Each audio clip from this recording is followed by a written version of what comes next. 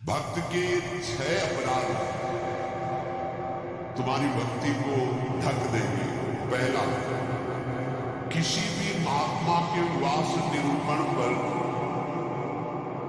जो हम निंदा करने लगते हैं, हमारी सामर्थ्य नहीं कि हम क्या जाने वो कैसे रहे।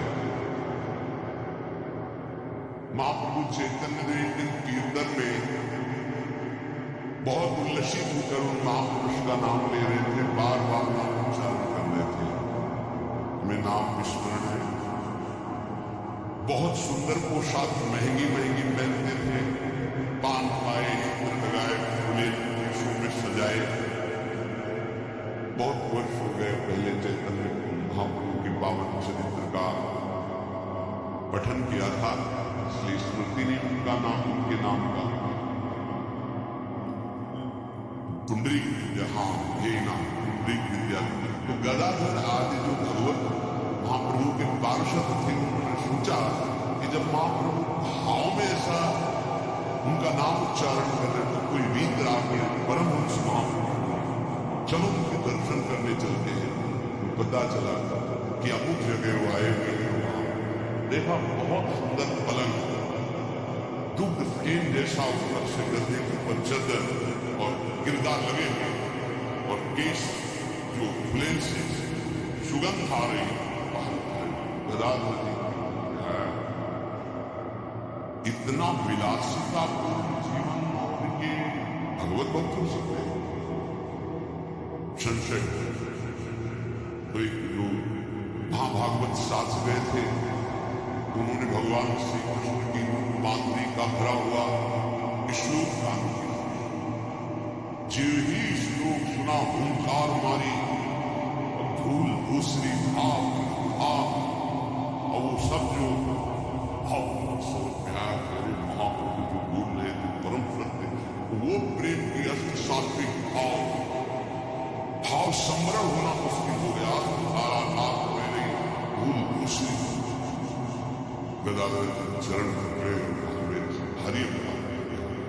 ऐसे महापुरुष की बाहरी स्वरूप को देखकर हमारे अंदर अश्रद्धा हुई, दोष दर्शन हुआ था। क्षमा कैसे शिष्यत्व निकाल चरित्र में सब किसी भी भक्त या महात्मा के वास निरूपण, वेश निरूपण की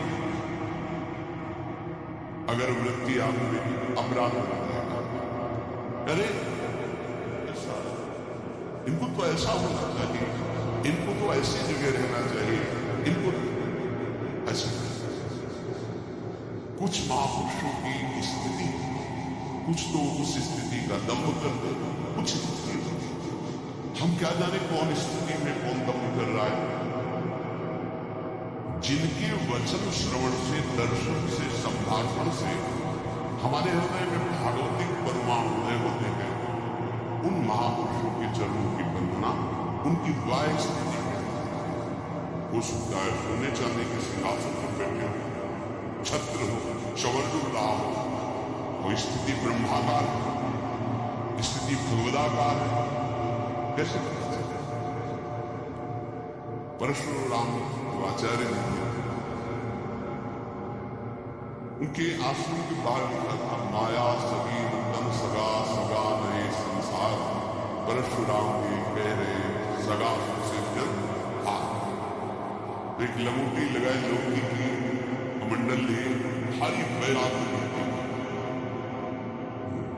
अंदर गए और कहा कि इसका लिखा हुआ है दोहा, तो उनका गुरुदेव का कहाँ है? कह देखे गिरदा लगा हुआ, छत्र लगे हुए परशुराम देवाचार्य लग रहा है। तो उनका महाराज आपका श्लोक लिखा हुआ है? बोले हाँ। बोले केवल लिखा हुआ है या है आप? तो उनको गर्व था कि मैं लंगोटी लगा लौकी का, ये तो कोई बहुत संपन्न महात्मा है।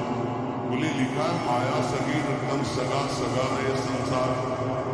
आपने कहा सगा तो सृजनहार, माया ही देख रहे हैं। उनका आपका इशारा क्या? बोले जब सृजनहार सगा तो फिर माया क्या? बोले चलो आपने समझा दिया, बड़ी कृपा। बोले कहाँ चल रही? बोले कहाँ ले चलो? स्थिति प्रति महापुरुष है। जब 10-12 किलोमीटर चले तो बोले दीक्षा का हमारे समय होगा, तो बोले परशुराम देवाचार्य ने आकर हमें आप नहीं मिला। आकाश वृत्ति के अंदर प्रियालाल जैसी व्यवस्था करते उसके अंदर बोले हम तो भिक्षा वृत्ति से रहते। बोले जाओ, बोले आपके लिए भी लिया हुए कभी किसी का सहयोग नहीं था, केवल सीधे प्रियालाल आप अपने लिए जाइए और पाइए जहां इच्छा वहां। वो गए भिक्षा लेने, वो जंगल की जगह बैठे हुए थे। वहां से राजा की सवारी निकली, देखा परशुराम देवाचार्य उतरे साष्टांग दंडवत, हाथ प्रभु की इच्छा। बड़े सौभाग्य भगवान की असीम कृपा मानते हैं कि आपके अंदर सुख। हमारी इच्छा है कि कुछ राजभोग तैयार करना, जैसी हरी की इच्छा। देर न लगी, वहां रसोईया लग गए, कढ़ाइयां। भारत अगर यहां विश्राम करें, बस इशारा हो जाए, जैसी हरी इच्छा खुदाई शुरू। आश्रम निर्माण की नींव के लिए खुदाई शुरू, कढ़ाई चढ़ रही, बनना शुरू हो गया। संत आए, वहां देखा, बोले यहां क्या हो गया? बोले यहां आश्रम करने वाले रसोई उनका महाराज ये क्या लीला है? बोले तुम जिस वैराग्य के अहम वृत्ति को धारण किए हो, उस अहम वृत्ति का त्याग करो। वैराग्य का तात्पर्य होता है राग रहित, स्त्रिया रहित होना। वो चाहे असंख्यों के वैभव में बैठा है, लेकिन राग और स्त्रिया रहित है। और एक लंगोटी का भी राग है, लौकी के कमंडल का भी राग है, शरीर का भी राग है। वो रागी है, वीतरागी नहीं। वीतराग की स्थिति को समझना पड़ा। दत्तात्रेय जी महाराज से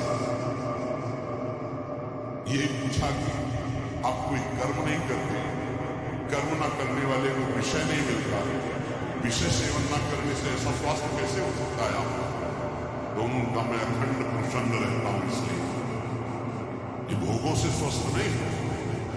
मैं अखंड प्रसन्नता हूं।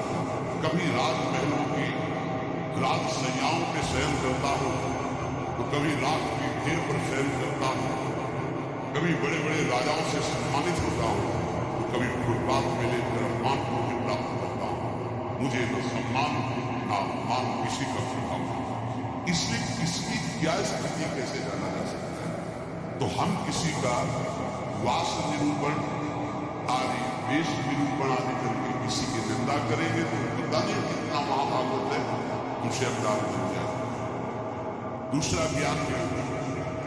कुछ संत भगवान ऐसे होते हैं जो कुछ नहीं बोलते, अरे इनको कोई ज्ञान है नहीं, कुछ बोलना तो आता, क्या बोलना ही कोई साधता है क्या? पता नहीं उसकी कितनी ऊंची स्थिति है, वैसे कोई जानेगा। इसलिए किसी संत के रूप में विराजमान भगवान है,